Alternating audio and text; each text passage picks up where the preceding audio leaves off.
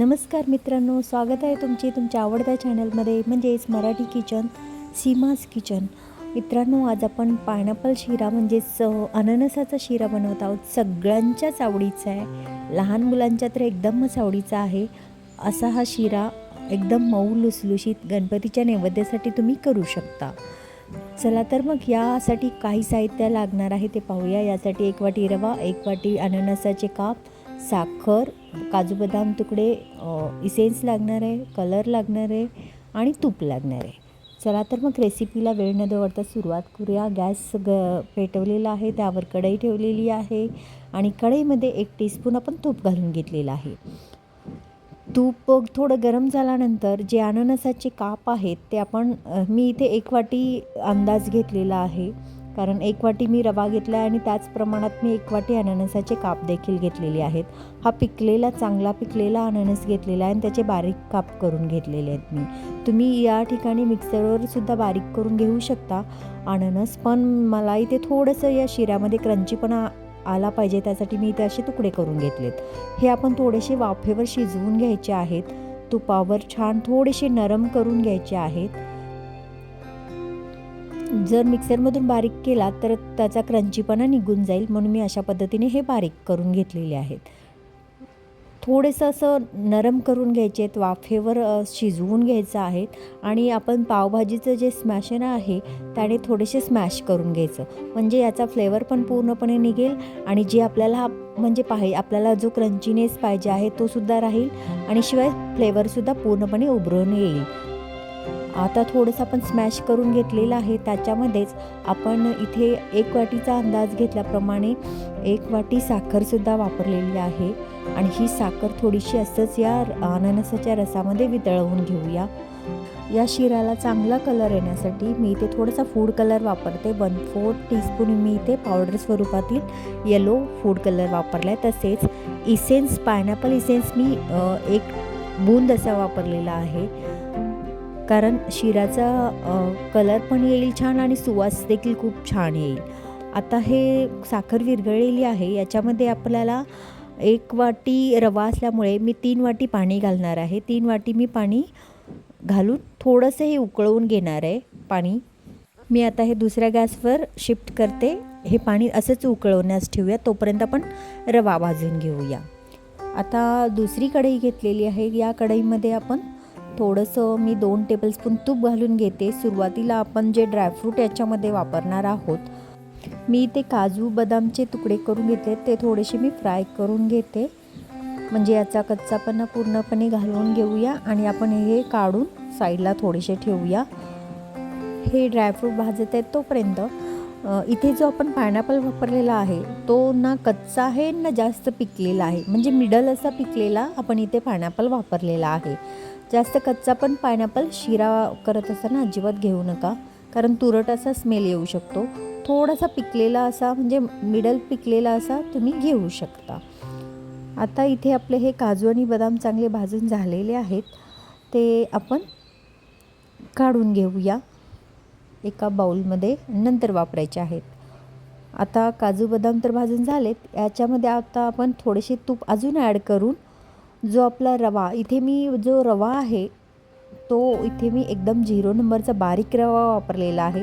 तुम्हाला जर दुसरा रवा मोठा वापरून शिरा बनवायचा असेल तरीसुद्धा तुम्ही वापरू शकता, पण बारीक रवा वापरल्याने खूप छान असा मऊसूत असा शिरा तयार होतो, त्यामुळे इथे मी 0 नंबरचा रवा वापरलेला आहे।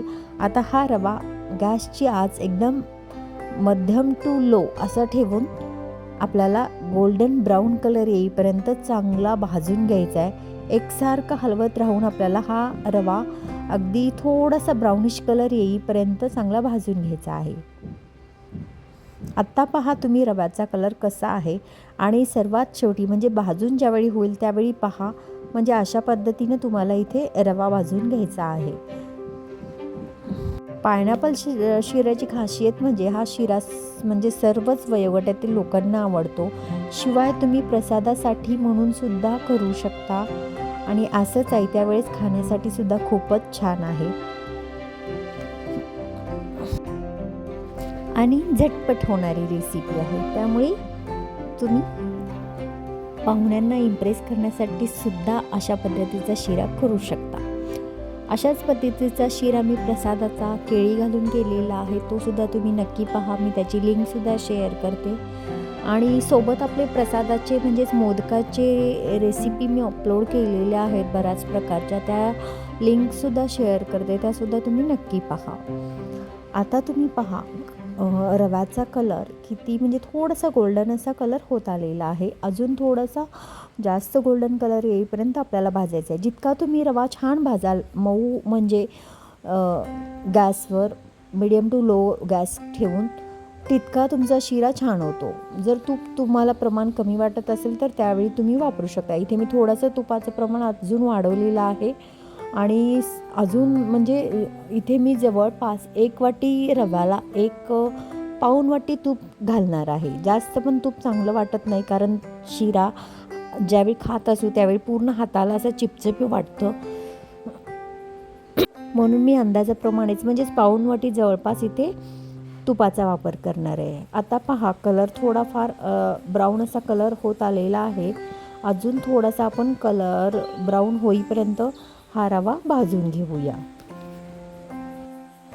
त्याचबरोबर मी मँगो शिरा कसा बनवायचा तो सुद्धा मी अपलोड केलेली आहे रेसिपी, ती सुद्धा तुम्ही नक्की पहा.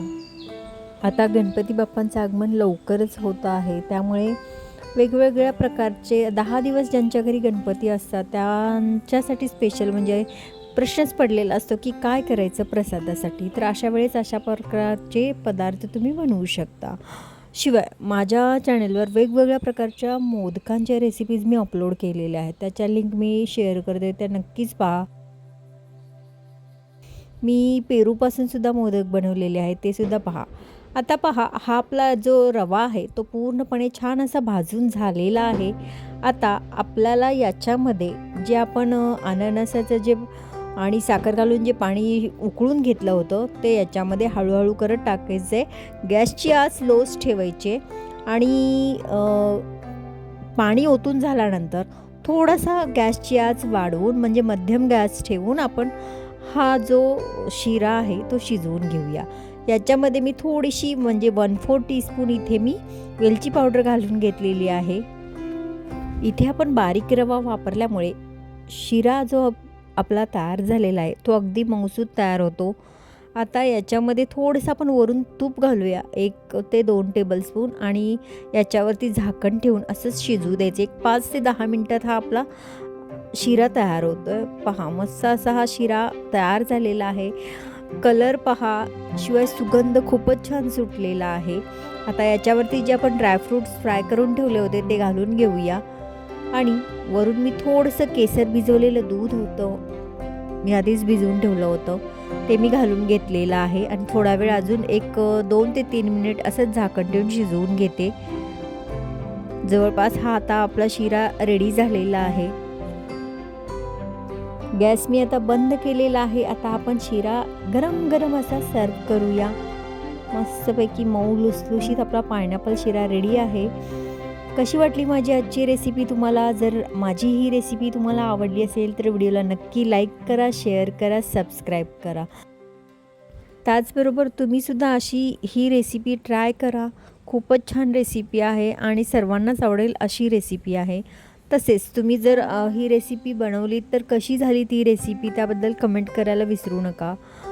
त्याचबरोबर तुम्हाला अजून कोणत्या प्रकारच्या रेसिपीज पाहायला आवडतील माझ्याकडून आणि त्या रेसिपी मला कमेंटमध्ये सांगा. मी तुमच्या अपेक्षा नक्कीच पूर्ण करण्याचा प्रयत्न करेन.